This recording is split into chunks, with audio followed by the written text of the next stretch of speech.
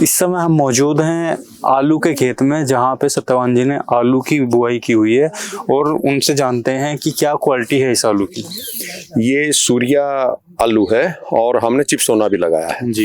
इस आलू का मंडी में भी अगर लेके जाएंगे तो 200 रुपये कट्टा महंगा बिकता है, लेकिन हमने मंडी से तो कभी बेचने की सोची ही नहीं।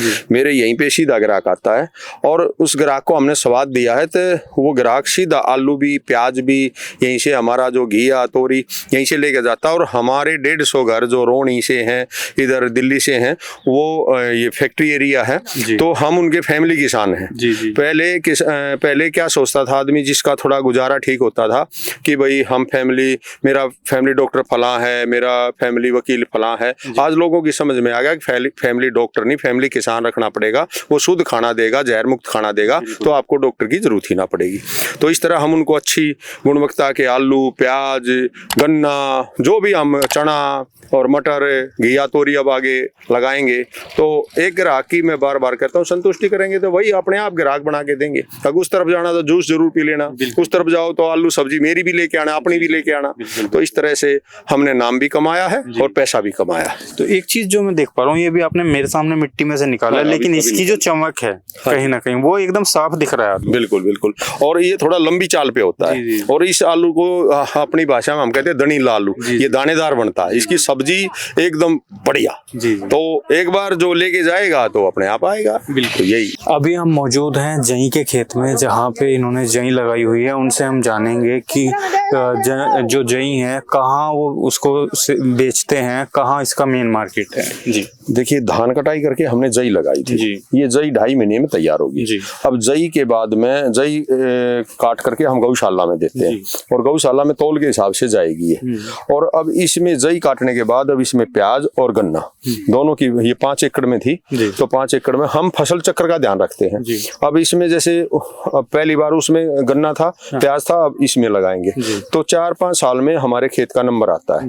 फसल चक्र जरूर अपनाना चाहिए किसान ने।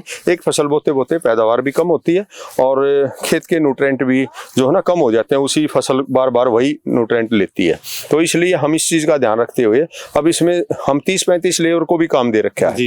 एक तो हम कहते हैं भारत जो है उद्यमियों का देश था, नौकरों का नहीं था।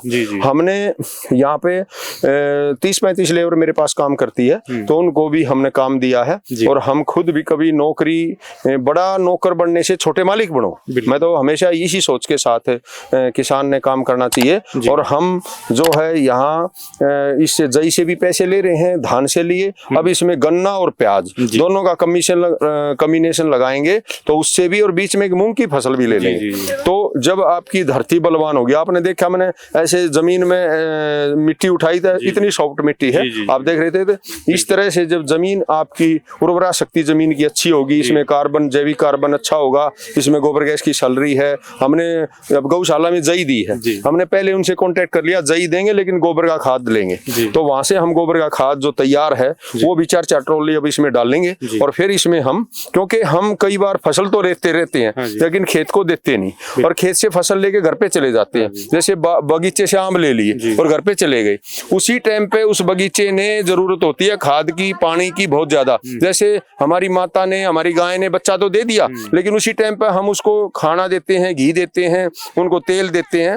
इसी तरह खेत को भी जब हमने उससे फसल ले ली तो उसको भी चाहिए, खुराक चाहिए, तभी आप उसकी लंबे समय तक उस जमीन से उर्वरा शक्ति बनाए रख पाओगे और पैदावार भी ले पाओगे। धन्यवाद। बहुत बहुत शुक्रिया सत्यवान जी हमारे साथ जुड़ने के लिए।